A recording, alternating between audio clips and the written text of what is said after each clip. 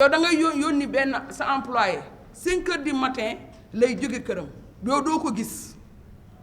yow 6 heures bi ngay wàcc le soir doo ko gis le lendemain la lay woo ne la ba tey maa ngi rang di nga toog 3 jours doo ko gis pour mu fayal la ba pare benn ñenn ñi dañuy fay nekk ci mbedd mi di fay yor ay millions nga jox leen ay millions yu yore ko xale yu bari dañ leen agressé xale yu bari ngi ci kaso bi te ñoom ñoom lañ doon yónni pour ñu fayal ñu ñii dañoo dagg seen kii yi seen saak yi jël seen xaalis yi transitaire itam ñu ci bari ñu ngi ci kaso bi te dañ ne dañoo lekk xaalis jàmbur fekk lekk ñu xaalisu jàmbur magasinage lañu moo leen sonal yow nga waxaalee conteneur 2 millions nga dem ba def ci 3 millions 4 millions te fekk na magasinage moo la sonal xale yi transitaire yëpp ngi ci kaso bi wallahi te du lekk xaalisu jàmbur magasinage leen jàppale kon boog lii waruñu ko réunion yem ko fii Macky Sall moo ñu jiite ñun ñëpp mooy président de la république Macky Sall la ñu bëgg gis ndax suñu problème yi arrangé ndax chaque jour ñu ngi koy réunion te mënul sotti te lu mënul sotti rek président ko mën a sotti foofu rek la maa ngi dem nag dama ak girib may sant ñëpp di gërëm ñëpp macha allah man saa yi ngeen ma wooyee rek maa ngi fi jiite naa 500 femmes te su ma leen nee jóg leen ñu jóg jërëjëf. bu njëkk da nga daan def 5 rotations par jour pour mën koo livrer ñëwaat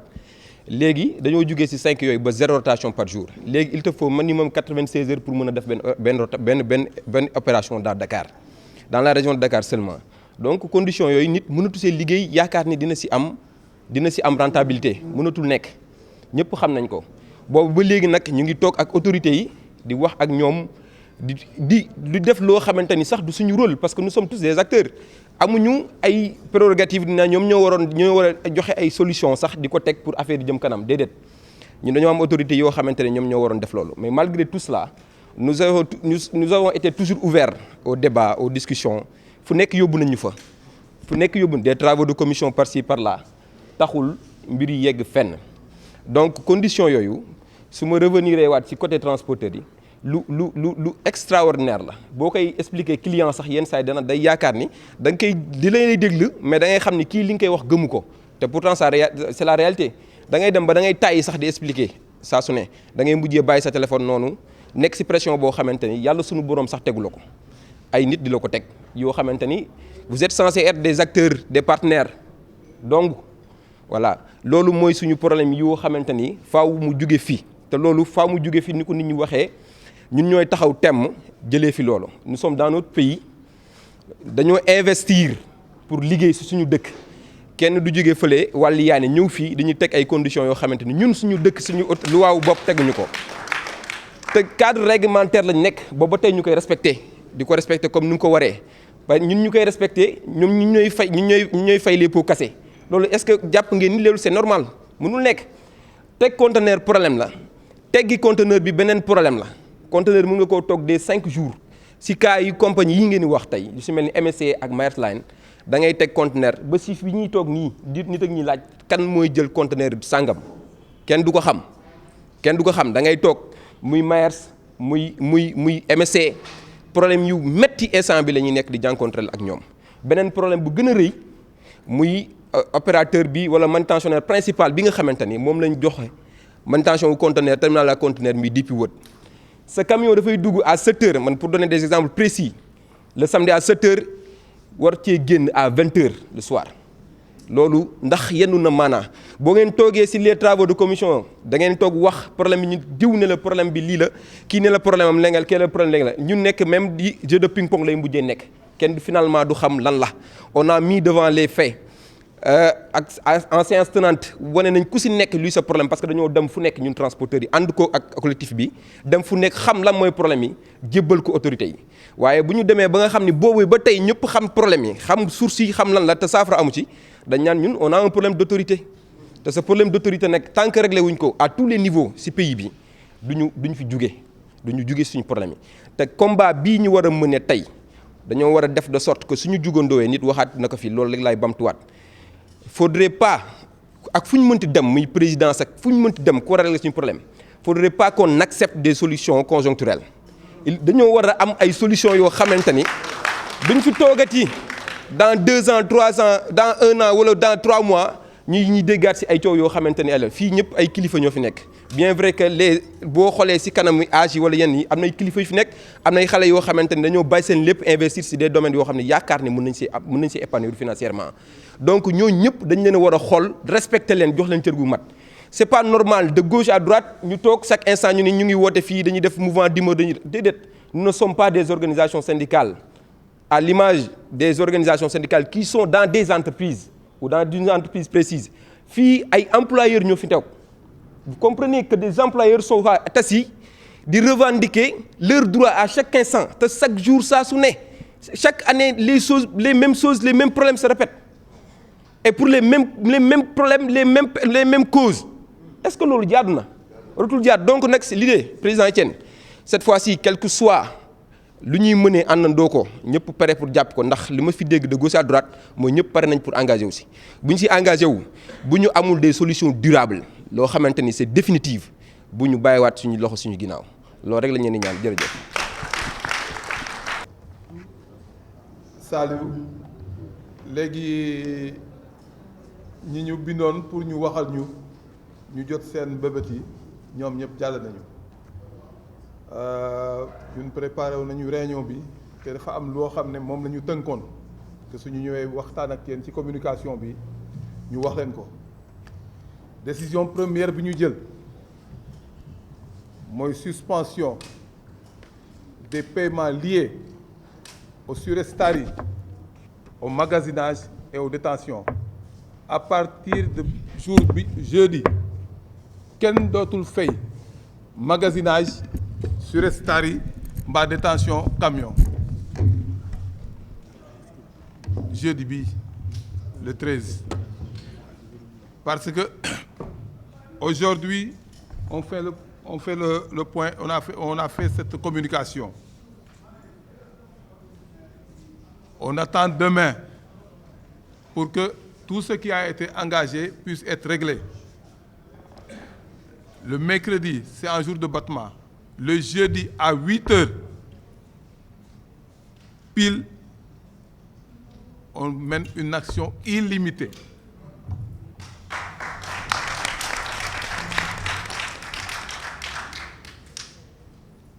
suñu paree ci action illimitée boobu ñu wax engagement bu autorité jël quelle que soit l'autorité suñ ko bindul ci kayit signé ko du ñu dellu ginnaaw en fait dama defee ne sax kii dellu ginnaaw moo ki nga xam ne mun nga dox dem sa kanam mais kenn mënatul dem du transitaire bi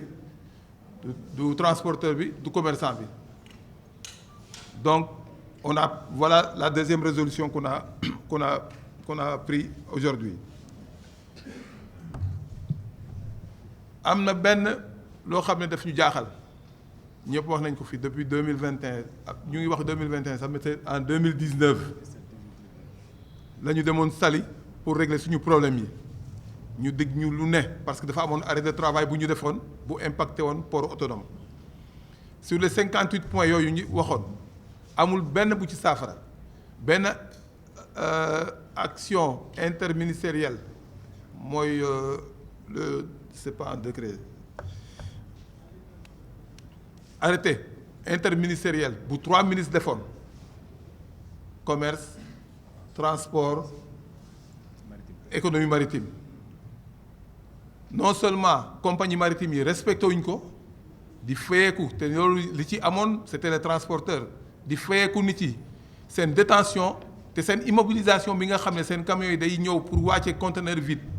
ñoom ñu bañ dañu ngeen ko fay sa camion su defoo 5 ou 10 jours seen yoon ne aussi dañ ko xotti bi mooy dañ ko dem attaquer à la cour suprême de cour suprême may leen raison donc léegi soo ñëwee ñu fayeeku la détention soo demee immobilisation kenn du la fay bi ci gën a grave mooy li fa nekkoon ils ont fait en rétro ne yëpp dañ koy fayaat ci compagnie maritime yi loolu rek mënoon na nekk point boo xam ne mooy tax ñu arrêté dootuñu def dara li ko indi nag mooy amuñu autorité de régulation au niveau du port autonome de Dakar tant que amuñu autorité boo xam ne mooy régler suñu problème yi mu dem ne kii moo tooñ na kii bàyyi parce que on avait cru que DG port bi ñëw dina ko deful dara am nañu ay commission yu ñu teg fii sur le transport sur le transit et sur l'administration benn amu ci benn soppeeku on laisse xeexuñu suñuy droit la ñuy laaj xeexuñu dañu bëgg a sauver ay sénégalais parce que lii ñuy def yëpp marchandise Imaam wax na ko léegi marchandise lu ci tegu sénégalais bi moo koy fay muy ki nekk fële ci taax yi maa ku nekk ci biir àll ba ki am lu mu jëndee ak ki amul lu mu jëndee yëpp defe naa ne suñu xolu yërmande war na mun a tax ñooñu ñii nekk ci àll bi nga xam ne amuñu doole rek ñu xeexal leen xeex bi impact bi nag ñun sax dañ ciy xeex mais du suñu xeexu gouvernement bi la waroon doon ak xeexu port autonome de Dakar parce que le Sénégal est noté tous les ans dans le cadre du doing business on a perdu des points depuis xaw ma ñaata at mënuñ ko rattraper am na ku ko wax defe naa si bi la le port autonome de Dakar est le poumon économique de ce pays su port bi doxee ñu jàll su port bi doxul dañuy taxaw donc pour xeex bi mënoo dem gouvernement bi moo ko war a jël en charge jël ko en charge ñun ñoo ko koy xeexal comme ni ñu koy xeexalee tous les jours parce que port bi fii ñun ñooy dem pour régler problème yi problème mu congestion yi ñooy taxaw ci biir port bi pour régler nañ ko duñ ci am jaajëf nag mais quand même li tax ñu koy def c'est un problème de patriotisme moo tax ñu ko doon def ma bëgg fàttali pour terminer en attendant suñu mag ji Moustapha Lo ñu jox ko mu tëj kàddu gi parce que moo fi ci présidium moo fi mag mooy AFE accord sur les échanges de la facilitation dafa ne luñ la liggéeyal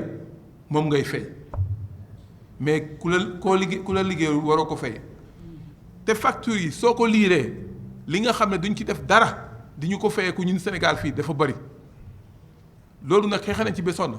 mais defe naa ne balaa ñuy ootewaat waxtaan mbaa balaa ñuy toog pour wax ak ñoom points yi ñu cité yépp dañ koy dindi suñu buggee ñu waxtaan mooy yi ma cité sànq yépp suñ ko dindee ba pare ñu doon dem table négociation mais tant que lii amul décision bu ñu jël mooy tey dañuy bàyyi ni ci liggéey par faire li fi nekkoon mercredi ñu jeexal yépp jeudi matin à 8h pile ñu arrêté opération yi yépp du transitaire du transporteur du commerçant defe naa commerçant yi suñu joxul seen ordre de transit kenn du liggéey ñun transitaire suñu amul ordre de transit ak documents yi ñu jox kenn du liggéey transporteurs yi soo leen joxul sa DO pour ñu dem enlever ji kenn du liggéey voilà ce que je voulais dire.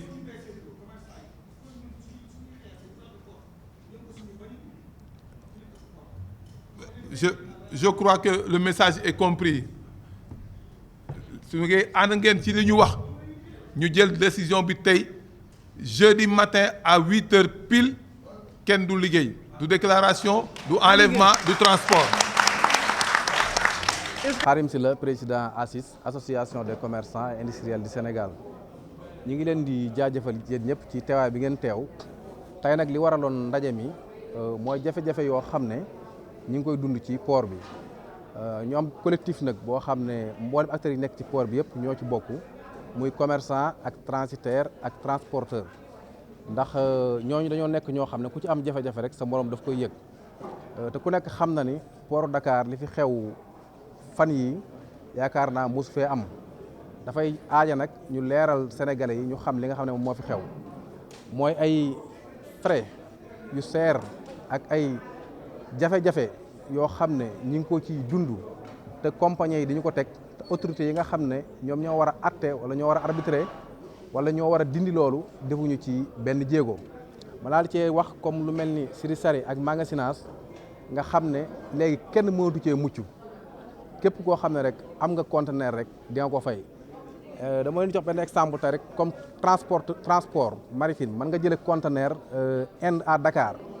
mu jaar portu Maroc def transit une semaine ak li ngay frais yi ngay fay yëpp am ak si Dakar doo ci dépensé lu ëpp 750 000 francs mais boo gisee portu Dakar pour nga génne ko da nga ci dépensé bu fekkee ne amoo benn frais supplémentaire da nga ci dépensé 700 000 wala 800 000 bu fekkee nag am na frais supplémentaire ma nga dem ma fay ci ay 1 million 500 wala 2 millions jafe-jafe yooyu nag du suñ diggante ak douane mën naa ni douane da nga def li nga war a def lépp ci moins de 24 heures wala 72 heures waaye pour nga mën a jot sa conteneur mooy indi jafe-jafe bi ndax pour nga jot BAD mën nga def juróomi fan te doo ci wala boo ci jot day fekk ñu ne la deadline bi jeex na sa source de franc yi ñu la mayoon pour génn sa conteneur jeex na léegi yow day obligé nga fay en avance fayaat ñetti fan ci kanam pour ñoom ñu mën a defar procédure pour nga mën a jot sa conteneur ñu gis ne loolu du yoon wala na dafay wax ne mbajum kanam borom moo koy fajal boppam léegi nag ñun dootuñu nangu benn société bu mu mën a doon moo xam sénégalais wala étranger nekk ci port bi di ñu def lu la neex ñu koy bàyyi noonu te dañoo jàpp ne li xew président de la république yëgu ko te su ma nee yëgu ko mooy daf ne dépensé na ay milliards yu bëree bëri ngir subventionné dund bi wàññi yenn produits yi mu dindi douane bi yenn produits yi mu subventionné ko ci xaalisu Sénégal waaye naka la ñuy mën a defee noonu ba pare nag ay étranger ñëw fi di ñu fayeeku loo xam ne jaaduwut tegul ci woon te buñ ko xoolee muy ay milliards yu baree bëri yoo xam ne buñ ko estimé woon ak li nga xam ne moom lañ subventionné daanaka ñooy tolloo kon jàpp naa ne loolu képp kuy Sénégal rek am nga ci responsabilité. loolu moo tax nag ñu ne à partir de jeudi bu fekkee loolu saafarawut bu à partir de jeudi alxames bii ñu jëm dañuy taxaw duñu déclaré kenn du transporté benn commerçant du jël sa bagage ci port bi li fekk réglé wuñ loolu li ñuy wax nañ ko rek ne mooy duutuñu fayati surcharge duutuñu fayati magasinage ak li nga xam ne dutuñu fay dotation ak factures yi nga xam ne dañ ko tuddee faux frais mooy ñoom exemple tey démb wax naa leen ko tey jii bu ñu jëlee benn facture benn compagnie bi nga xam ne moom mën nañ ni li nga xam ne moom la wax ne moom lay jël mooy li nga xam dañ ko homologueel bu ñu ko xoolee ak ñeen dañu am différence su 80 000 francs chaque facture loolu boo ko xoolee ñaata milliards la yoo xam ne poste sénégalais bi lay jël tey bu ñu ko tegee commerçant bi dem teg ko ci kaw consommateur bi loolu moo waral ñu Sénégal dund bi seer ba àgg fii nga xam fii la ñu àgg li ñu bëgg nag mooy président de la république dañuy tàllal loxo di ko wax ne ko lii nañ ko saafara ndax li am port Dakar amul fenn ci àdduna bi magasinage Dakar fii rek la am Dakar rek la am ndax bagage bu duggul magasinage nan nga koy mën a fayee Dubaï port bu ñu xoolee benn conteneur rek da nga ci fay plus de 350 wala 400 000 francs nga sur sare yi compagnie maritime yi la même chose loolu neex la ñuy facturer léegi ñu ana suñu autorités yi ndax ñun dañuy bàyyi loolu noonu mu continuer ñu continuer di jël xaalis sénégalais bi di ko jox ay nit ñu di ko yóbbu kon ñi ngi woo mbooleem autorités yi nga xam ñoo nekk ci port yëpp kenn ku nekk responsabilité bi nga xam ne war nga koo jël nga jël ko avance di loolu mooy li nga xam ne moom lañ d'accord acteurs yi porteurs yëpp d'accord nañ ci loolu incha allah bu fekkee loolu saafarul comme ni ngeen ko waxee jeudi à partir de jeudi danañ taxawaay boo xam du am ab app te loolu noonu ab tàmbali rek lay doon ci port bi nga xam ne kenn du def benn activité ba keroog mbir bi di saafaru. ndax bi bu leen directeur bi woowee di ngeen surseoir seen kii bi comme bële.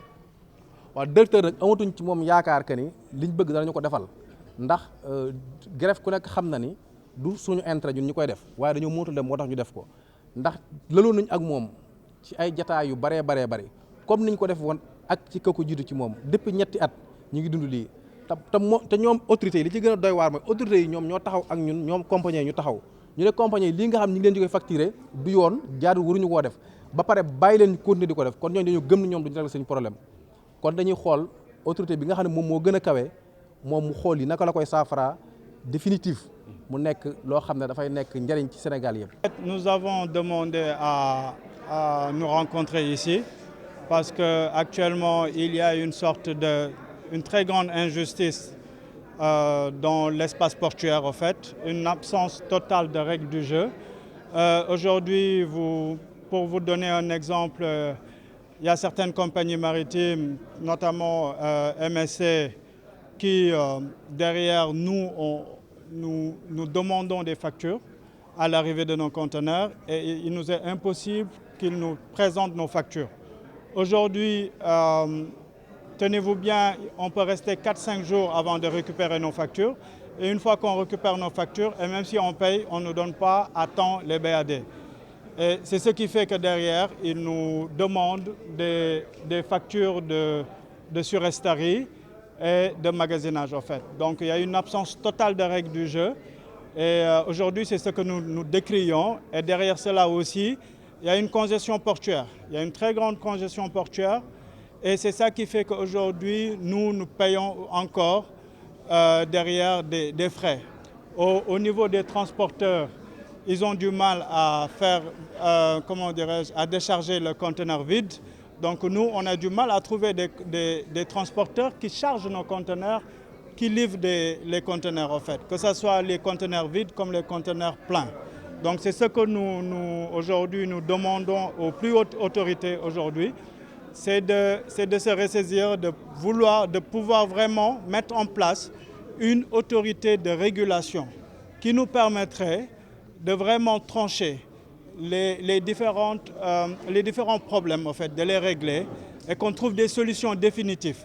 On a beaucoup parlé avec les autorités sur les problèmes auxquels nous sommes confrontés et jusqu'à présent, il n'y a pas de résolution définitive. Donc nous demandons à ce que cette fois-ci,